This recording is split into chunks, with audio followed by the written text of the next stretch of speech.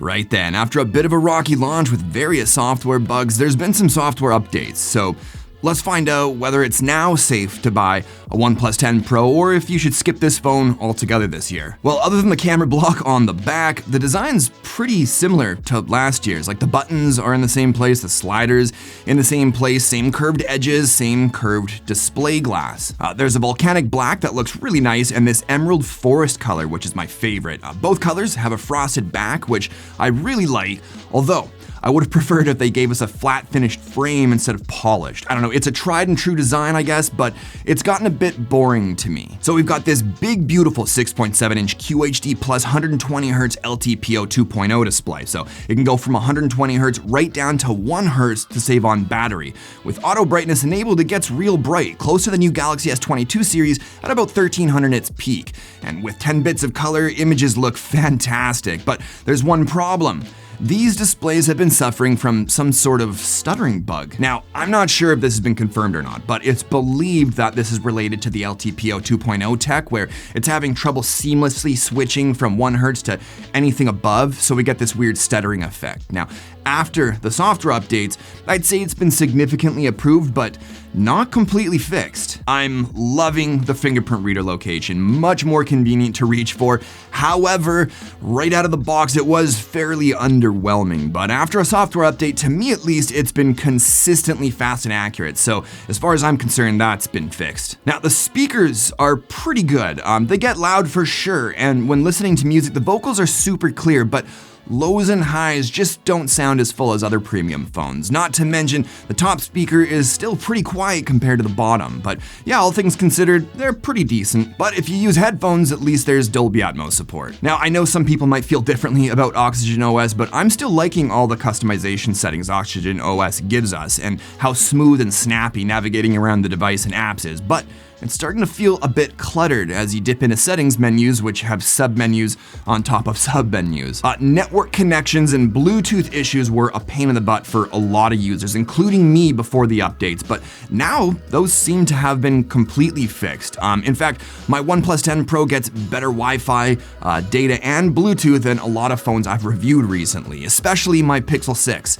That phone has not aged well for me. Now, if you're a gamer, you'll like the Games app with its in-game menu that covers stuff like performance settings, the system status, touch optimizations, and the, I think, new hyper response engine. Now, gaming performance was criticized a little by some users and reviewers saying it's lacking a bit. After the updates, I'd say it's been improved. Like, we're still not getting 120 FPS out of any big title games because we're being frame locked, but with maxed out settings, we get a nice and consistent 60 FPS compared to what used to be the low to mid 50s, and with very little heat on the back. Now, I know OnePlus used a whole bunch of cooling tech this time to keep temperatures down, but I'd argue that locking the frame rate to no more than 60 FPS is likely the main reason for the lack of overheating. But something strange I noticed while benchmarking the performance with 3D Mark is that I got an ever so slightly higher best loop score with the same peak temperatures with high performance mode disabled versus enabled. But regardless of what performance mode you've got it set on, it's a flagship phone, so it'll run like a redneck heading to a gun sale. The 5,000 mAh battery has been wicked. 7 hours of screen on time is what I seem to consistently get with mixed usage. If I just game, I can drain the battery in about 2.5 hours, so if you're using it like most people, you know, little social media, some video content, some photos and texting and web browsing and so on, I'm pretty confident in saying you'll get 7 hours too. But of course, we can't forget about that 65-watt wall charger that comes in the box, you know, at no extra charge, and it'll charge the 10 Pro from 1 to 100 in just under 30 minutes. Also, 50-watt wireless charging is a thing with the 10 Pro, so that's pretty sweet too. All right, let's get into the cameras. Now, starting with the 32-megapixel selfie cam, we've got nice skin tones, really good exposure for such a small sensor. Like, some of the photos of my face should have been blown out. Colors look awesome. Portrait mode edge detection, though, unfortunately pretty inconsistent, but looks great when it works, so just make sure you snap a few each time you do. Now, round back, we've got the 48-megapixel wide, the 50-megapixel ultra-wide, and the 8-megapixel telephoto. So in general, right, photos look awesome. They're clean, they're clear, well exposed, have good dynamic range. I mean, look at those clouds. And they capture textures really well. Love me some textures, man.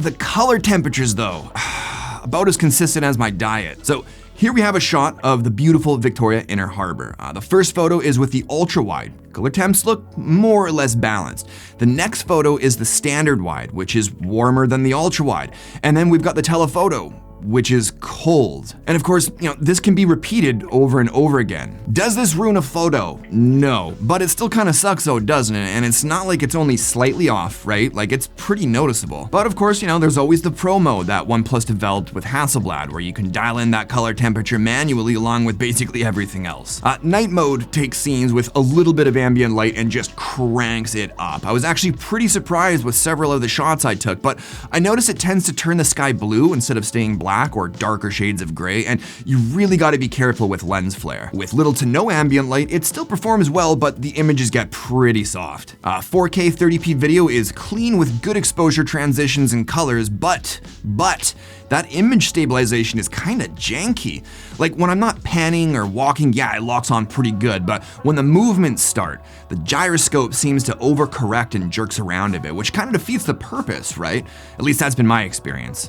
So yeah, the cameras can take some pretty good photos, but I'm not blown away with anything coming from a phone this expensive. Keep in mind, this is me comparing to photos from other expensive phones, so in the grand scheme of things, the phone does take great photos. But anyways, it's a great phone, no matter how you slice it. Wicked display, great performance, good heat management, and awesome battery life. But, and I know this is gonna be an unpopular opinion, if you're a stickler for cameras, especially when it comes to color temperature consistency, I'd suggest looking at anything from Samsung, maybe a Pixel, or if you don't care about the OS, an iPhone. But that's gonna do it for this one. Thanks as always for watching. Don't forget to subscribe, and I'll talk to you in the next one. Cheers.